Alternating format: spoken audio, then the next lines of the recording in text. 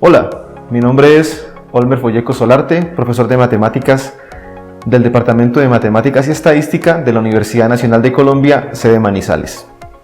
En este video vamos a continuar con algunos preliminares necesarios para nuestro curso de cálculo vectorial. Más particularmente vamos a hablar de algunas superficies. Digo algunas superficies porque el tema de superficies es un tema muy amplio. Vamos a concentrarnos en superficies cuadráticas, cilindros y superficies de revolución.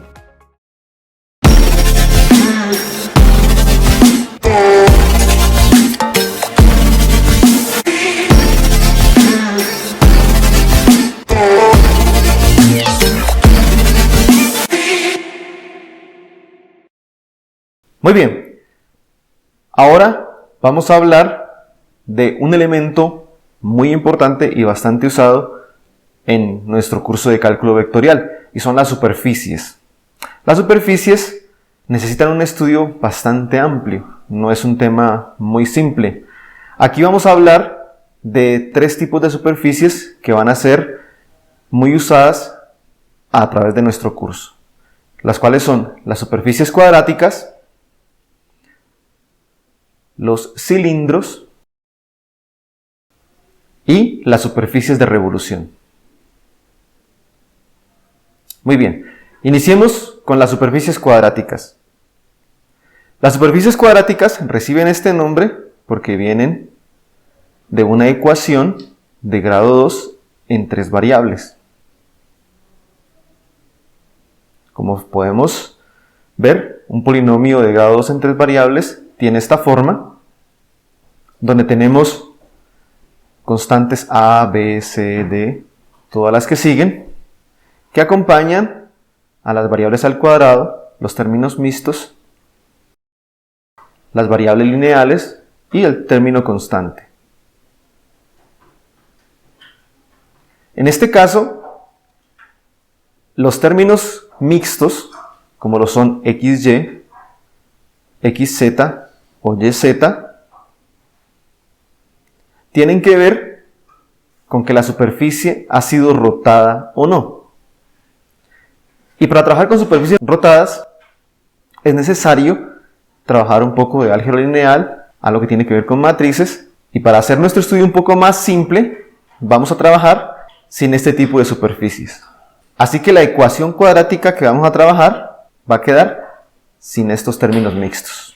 Dependiendo de cómo sean estos coeficientes que tenemos en este polinomio, vamos a tener una u otra superficie. Entonces, empecemos con la más simple de todas, que es la esfera. Los elementos esenciales en una esfera son el centro y el radio. Y con estos dos elementos tenemos la siguiente ecuación.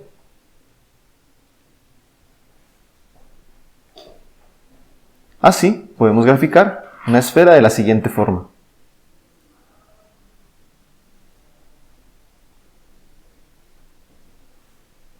A continuación, tenemos la siguiente superficie, que es una pequeña variación de lo que es la esfera, o una deformación de lo que es la esfera, y lo conocemos como el elipsoide. En este caso, ya necesitamos un poco más de elementos. Y la ecuación del elipsoide queda de la siguiente forma.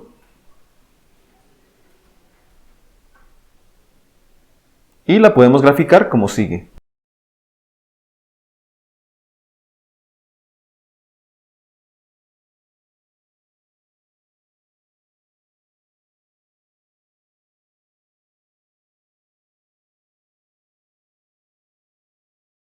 A continuación, tenemos otra superficie que es como la generalización de las parábolas en el plano, y son las que conocemos como paraboloides. Ya para el paraboloide no solamente hay un tipo de ecuación, sino que tenemos tres tipos de ecuación. En esta ecuación, si el coeficiente A es positivo, nuestro paraboloide abre hacia adelante.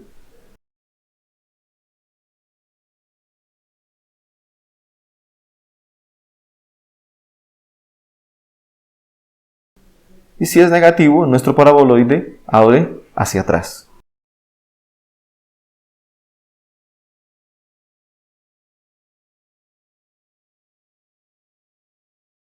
Muy bien.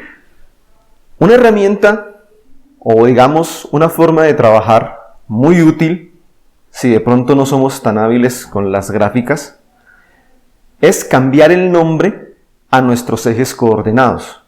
Como se dieron cuenta en las últimas gráficas, cuando nuestro paraboloide abría hacia adelante o hacia atrás, de pronto la perspectiva hace que la gráfica no sea tan fácil de realizar. En este caso, podemos cambiar el nombre a los ejes y de esta forma dibujar un paraboloide que aparentemente abre hacia arriba, pero nuestro eje X sería el que apunta hacia arriba. Así, estamos realizando una gráfica que es correcta y estamos usando una gráfica que podemos realizar de mejor forma o que la podemos ver mejor. ¿Ya? Esto ya va a depender de cómo estemos trabajando, del ejemplo en que estemos trabajando o dónde la estemos utilizando. Muy bien. Seguimos con otra superficie que de pronto ya no va a ser tan conocida, que es el cono. Nuevamente, no solamente tenemos una ecuación, sino que tenemos tres tipos de ecuaciones.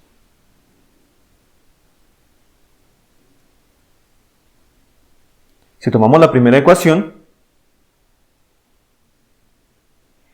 la gráfica del cono queda de esta forma.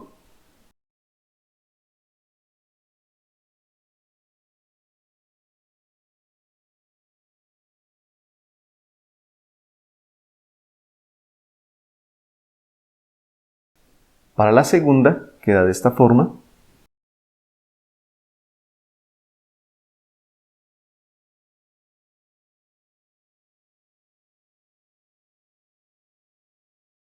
Y para la tercera queda de esta forma.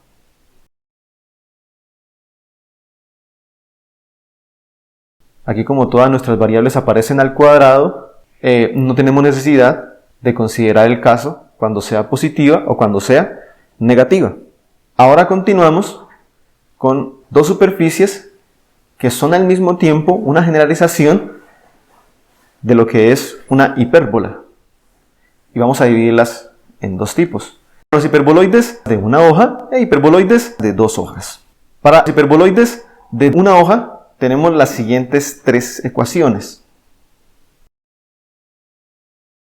Como se pueden dar cuenta, esta ecuación es muy parecida a la del elipsoide, con la diferencia de que una de nuestras variables al cuadrado tiene un signo menos. Ese un signo menos, si ustedes lo quieren, podrían usarlo para acordarse que es un hiperboloide de una hoja. La gráfica para la primera ecuación queda de la siguiente forma.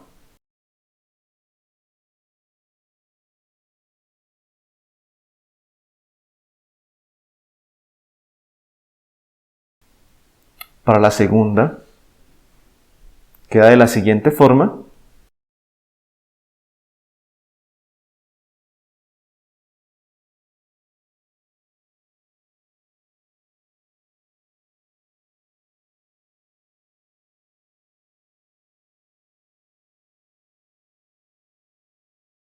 Y para la tercera, como sigue.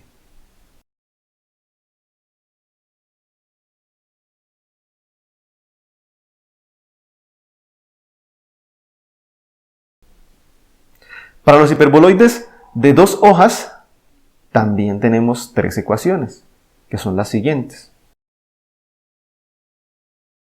Nuevamente, se parece mucho a la del elipsoide, con la diferencia de que aquí dos de nuestras variables al cuadrado tienen signo negativo, que nuevamente podemos usarlo para identificar que es de dos hojas. Así, la gráfica para la primera ecuación, la gráfica para la segunda ecuación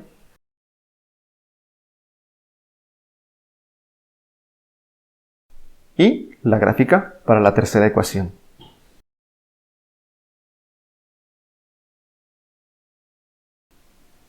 Finalmente, tenemos una superficie que es muy famosa, que es el paraboloide hiperbólico, o más popularmente se conoce como la silla de montar. Para la silla de montar tenemos tres tipos de ecuaciones, que al igual que en el paraboloide podrían ser 6. ¿Por qué? Porque hay uno de nuestros coeficientes que que no aparece al cuadrado. Y al no aparecer al cuadrado, tiene la posibilidad de ser positivo o de ser negativo. Por ejemplo, para la primera ecuación,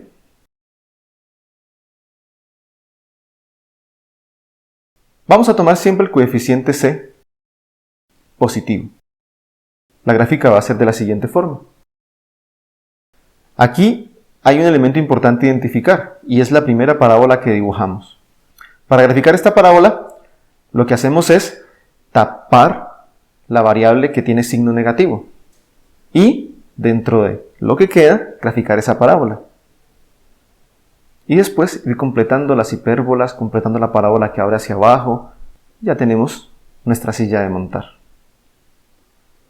Para la segunda ecuación, podemos tener la siguiente gráfica.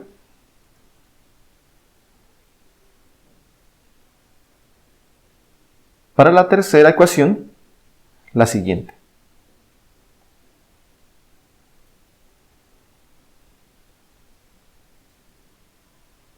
Muy bien, de esta forma ya tenemos identificadas las ecuaciones generales con su respectiva gráfica de lo que conocemos como superficies cuadráticas, sin rotar. Simplemente tienen un centro y tienen un eje principal sobre el cual abren. Muchas veces nos van a dar una ecuación que de pronto no está en la forma como están todas las ecuaciones que hemos visto. Simplemente nos dan un polinomio como el siguiente. Aquí tenemos que identificar qué tipo de superficie es. Para identificarla vamos a recurrir a un método muy conocido en álgebra básica que se llama completar cuadrados. Completamos cuadrados en cada una de las variables que tiene al cuadrado y llevamos a una forma general. Una vez tenemos la ecuación en forma general, podemos decidir qué tipo de superficie es y graficarla.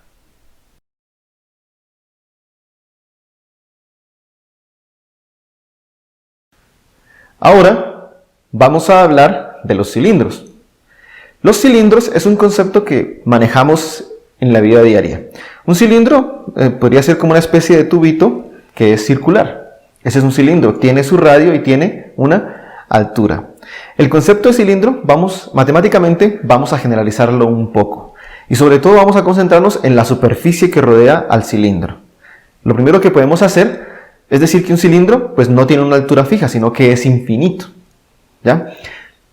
Puede ser que para las gráficas solamente vamos a graficar un pedazo, pero nuestra superficie conocida como un cilindro va a ir hacia el infinito. Muy bien. Podemos seguir un poquito más allá y ya no solamente decir que nuestro cilindro sea circular. Nuestro cilindro podría ser elíptico, o sea que la forma que sigue es una elipse. Podría ser una curva cerrada que se extiende hacia el infinito, hacia arriba y hacia abajo. Y más aún, podríamos generalizarlo más. No solamente podríamos tomar curvas cerradas, sino que podríamos tomar cualquier curva en un plano y extenderla de forma perpendicular a este plano. Y así obtener una definición de cilindro mucho más general. Cuando hablamos de nombres de cilindros, podemos distinguirlos unos de otros. Si la curva que tenemos es un círculo, podríamos decir que nuestro cilindro es un cilindro circular. Si la curva cerrada es una elipse, podemos decir que el cilindro es elíptico. Si nuestra curva fuese una parábola, podríamos decir que nuestro cilindro es parabólico. Si fuese la función seno o coseno, podríamos decir que nuestro cilindro es sinusoidal. Y así sucesivamente. Podríamos decir que es exponencial, que es logarítmico, o el nombre que resulte de la curva que estamos extendiendo hacia el infinito. Bien, ahora vamos a encontrar la ecuación de un cilindro. Para encontrar la ecuación de cilindro vamos a ubicarnos en nuestro espacio de 3 dimensiones, donde tenemos las variables x, y y z. Y vamos a usar estas variables x, y y z para definir la ecuación de un cilindro. El cilindro podría estar en cualquier parte con cualquier ángulo, pero vamos a hablar de cilindros que se obtienen al dibujar una curva en cualquiera de nuestros tres planos coordenados XY, XZ o YZ y que se extienden de forma perpendicular. Aquí vamos a decir, digamos, algunos nombres, ¿no? Vamos a poder decir que nuestro cilindro es la superficie que se obtiene cuando una recta recorre una curva de forma perpendicular al plano donde está la recta. Esta recta vamos a llamarla generatriz y la curva vamos a llamarla curva directriz del cilindro. Así vamos a obtener cilindros de tres tipos, digámoslo en forma general. Si la curva está en el plano XY, pues vamos a involucrar únicamente las variables X y Y. No aparece la variable Z, esto quiere decir que la variable Z es libre, por tanto, la generatriz va a ser paralela a nuestro eje Z. Si la curva está en el plano XZ, únicamente tenemos una ecuación de una curva en las variables X y Z, la cual se extiende de forma perpendicular al plano XZ. Por tanto, la generatriz va a ser paralela al eje Y. Y, por último, tenemos una curva en el plano YZ y su ecuación únicamente va a involucrar las variables Y y Z, la variable X es libre y por tanto la generatriz va a ser paralela a nuestro eje X. Entonces, de esta forma podemos tener una variedad de cilindros y superficies para trabajar. Ojo, no se vayan a olvidar que cuando vean una ecuación y que únicamente involucre dos variables, no van a pensar que su gráfica es solamente una curva. Si en el enunciado de algún problema o en el enunciado de algún teorema o de algún ejercicio se dice este cilindro con esta ecuación, ya saben que tienen que extenderlo de forma perpendicular o de forma paralela a la variable que haga falta en aquella ecuación. Finalmente, podemos hablar de otro tipo de superficies que son las superficies de revolución. Algunas de las que hemos visto, sobre todo con las superficies cuadráticas, pueden ser un caso particular o algunas de ellas pueden ser caso particular de superficies de revolución. Una superficie de revolución se obtiene cuando tenemos una curva en un plano y la hacemos girar alrededor de una recta contenida dentro del mismo plano. ¿Ya? Esto puede parecer un poco muy general, porque el plano puede ser cualquier plano del espacio, la curva puede ser cualquiera, la recta puede ser cualquiera. Pero digamos que para efectos prácticos vamos a concentrarnos en curvas que estén en los planos coordenados.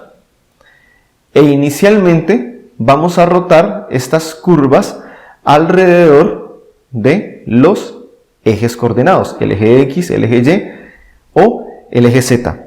Adicional a este, vamos a evitar cortes, cruces con la misma curva porque esto va a generar superficies que de pronto se vuelven un poquito complicadas.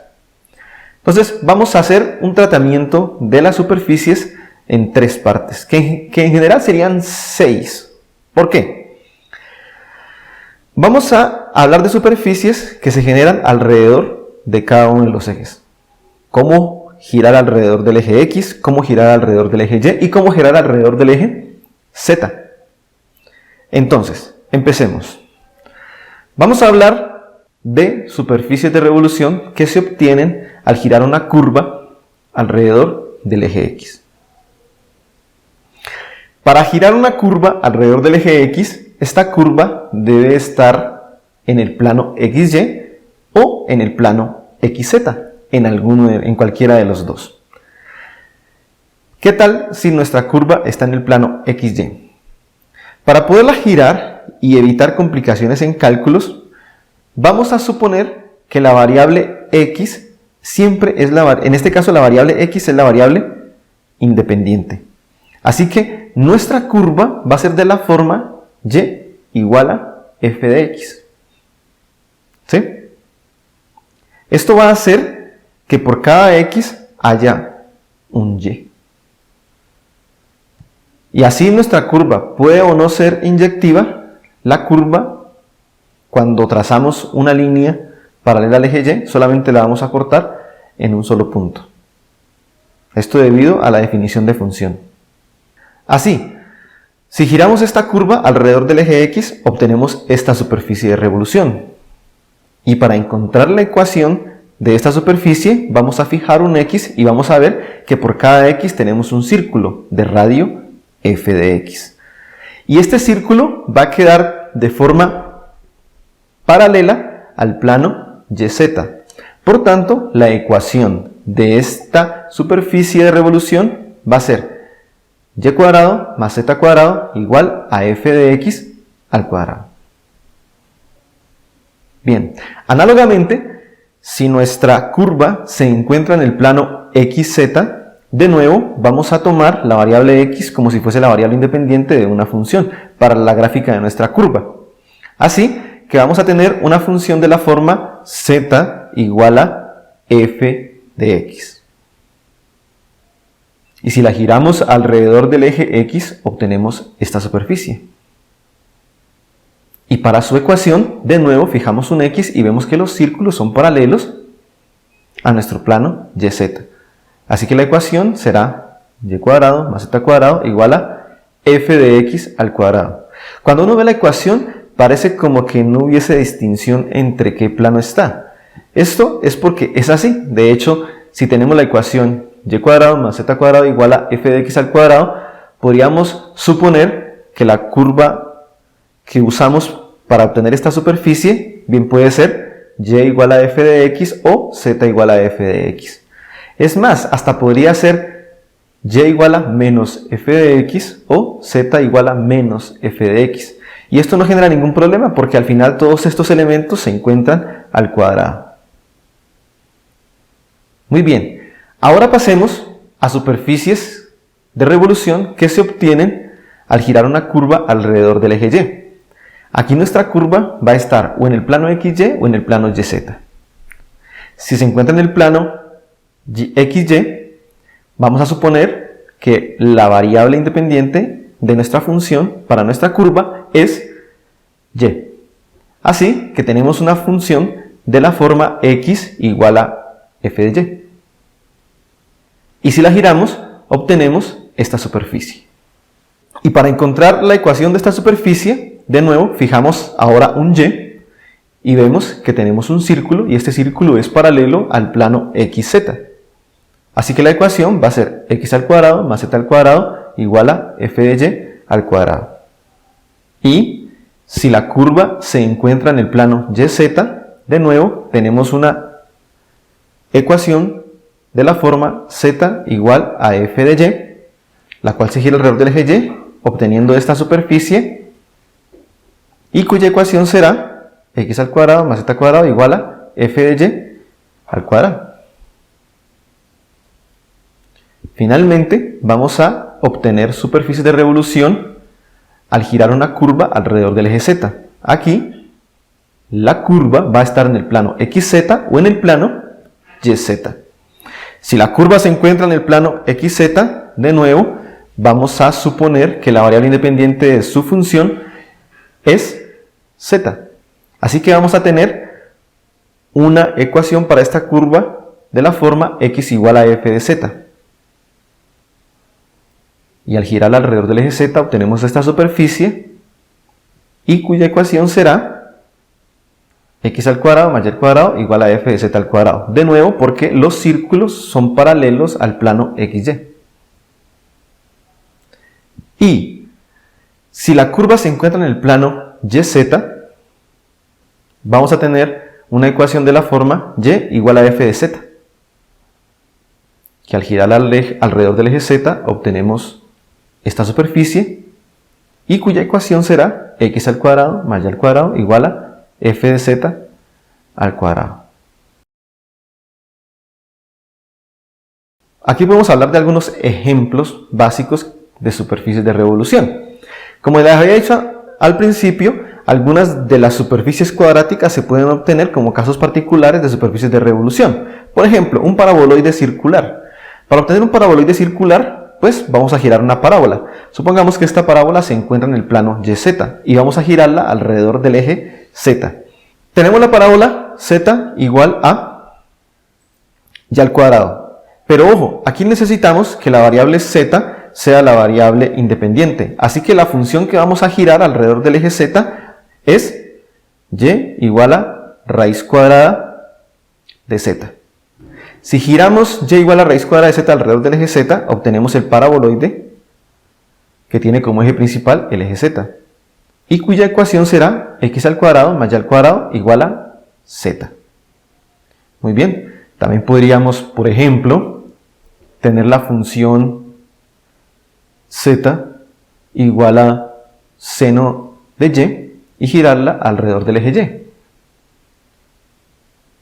Aquí obtenemos esta superficie cuya ecuación será x al cuadrado más z al cuadrado igual a seno cuadrado de y. Bien, en este video hemos hablado de las superficies cuadráticas, que son bastantes, de los cilindros, vistos ya de una forma más general, y finalmente de las superficies de revolución, en su forma más básica. Espero les haya gustado, espero se diviertan mucho graficando y rayando muchas superficies para que así puedan llegar de una mejor forma al curso de cálculo vectorial. Nos vemos en el próximo video. Universidad Nacional de Colombia, proyecto cultural, científico y colectivo de Nación.